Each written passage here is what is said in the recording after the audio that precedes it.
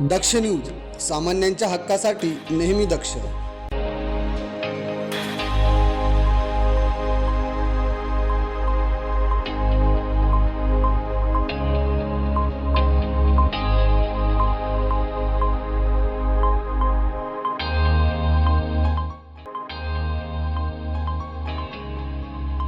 नाशिक महानगरपालिकेच्या उपमहापौर पदाच्या निवडीवरून शिवसेना पक्षात नाराज होऊन शिवसेना महानगर प्रमुख तथा प्रभाग 24चे नगरसेवक प्रवीण बंटी तिदमे यांनी महानगर प्रमुख पदाचा आणि नगरसेवक पदाचा सोमवारी राजीनामा देणार असल्याचं जाहीर करून ते नॉट रिचेबल झाले होते. तसेच सोमवारी सकाळी प्रवीण तिदमे यांनी पत्रकार परिषद घेतली.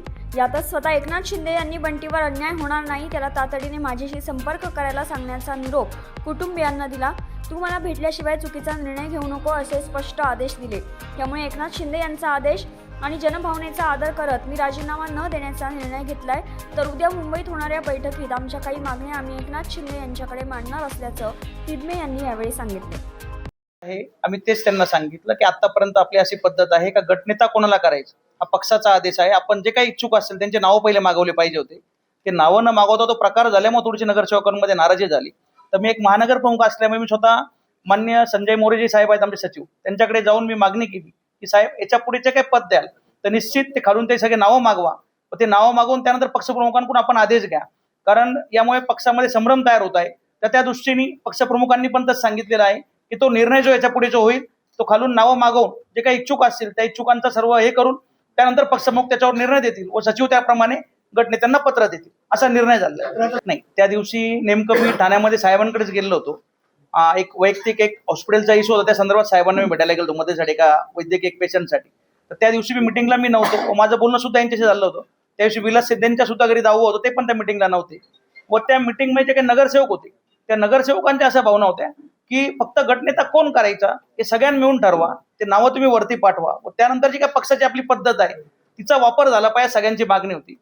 त्यामुळेच हा थोडासा जो काही हे झालेला आहे, पण निश्चित पक्षप्रमुखांनी उद्या ती बैठक घेऊन तो सुद्धा त्याच्यावर सगळा मार्ग निघणार आहे असं मला वाटतं. 100% सर्व नगरसेवकांच्या ज्या काही भावना आहेत मी महानगर प्रमुख म्हणून त्या साहेबांपर्यंत पोहोचवल्या आहेत आणि साहेबांनी उद्या त्यासाठीच बैठक आयोजित केली व सर्व नगरसेवकांना तिथे 1 to 1 बोलून ज्या काही भावना आहेत त्या समजून घेऊन त्याच्यावर निर्णय याच्या पुढे निश्चित होईल असं मला वाटतं. तर उपमहापौर पदासाठी 1.25 वर्षाचा आणि गटनेते पदासाठी 1 वर्षाचा फॉर्म्युला वापरून सर्वांना देण्याची मागणी आम्ही पक्षाकडे मांडणार असल्याचं नगरसेविका हर्षदाताई गायकर यांनी यावेळी सांगितलं. हे बघा, आता तुमच्या प्रश्नाचं उत्तर आहे की ठीक आहे, काही शीट्स काही कारणामुळे इथे कमी आले असतील, हा सगळा निकाल असतो तो आपल्याला मान्य करावा लागतो. परंतु आम्हाला आमच्या साहेबांना विश्वास होता की साहेब उपमहापौर हा शिवसेनेचाच बसवणार आहे. त्यामुळे आम्ही सगळी जी काही इच्छुक लोक होती ते साहेबांच्या पर्यंत पोहोचण्याचा प्रयत्न केला. परंतु हे झेडपीचे इलेक्शन असल्यामुळे साहेब देखील प्रचारात होते, त्यामुळे पुरेसा वेळ साहेबांना आम्हाला देऊ शकले नाही साहेब त्या वेळेमध्ये. नाही, निश्चितपणे आम्ही सगळेच नगरसेवक बंटी भाऊ सोबत होतो, कारण तुम्ही बघताय आपण सगळे साक्षीदार आहोत. साहेबांच्या सोबत पहिल्यापासून काम करणारे बंटी भाऊ होते आणि त्यांच्या मार्गदर्शन नेतृत्वाखाली आम्ही सगळे लोक त्यांच्यासोबत आज काम करतोय. त्यामुळे निश्चितपणे आमची इच्छा होती की बंटी भाऊंना न्याय मिळायला हवा होता. नाही, एका बाजूला कुठे आज पण हे जे काही पत्रकार परिषदचं हे जे चालू आम्ही इथे बसलोय हे काय आम्हाला रितसर आमंत्रण किंवा तुम्ही या असं काही बंटी भाऊंनी सांगितलेलं नाही. आम्ही स्वतःहून त्यांच्यासोबत आलेलो आहोत, कारण आम्हाला पण वाटत होतं की बंटी भाऊंना न्याय मिळायला हवा. अजिबात असं म्हणणार नाही, कारण साहेबांचा आदेश हा आमच्यासाठी शेवटचा आदेश आहे. कारण शिवसेना पक्ष आदेशावर चालतो. साहेबांनी जो काय निर्णय घेतला तो आम्हाला मान्य आहे, पण आम्हाला यापुढे देखील अशी खात्री आहे की येणाऱ्या पुढच्या काळामध्ये निश्चितपणे या सगळ्याचा विचार साहेब करतील.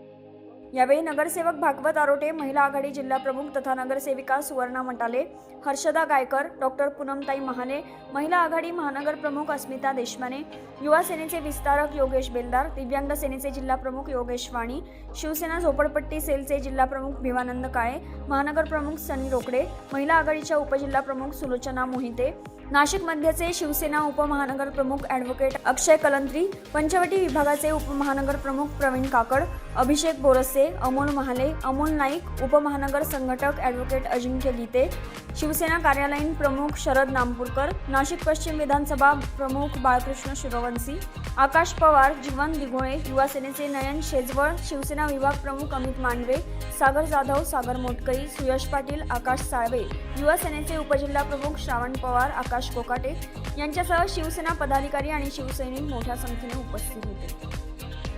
करण सिंग बावरी, दक्ष न्यूज, नाशिक.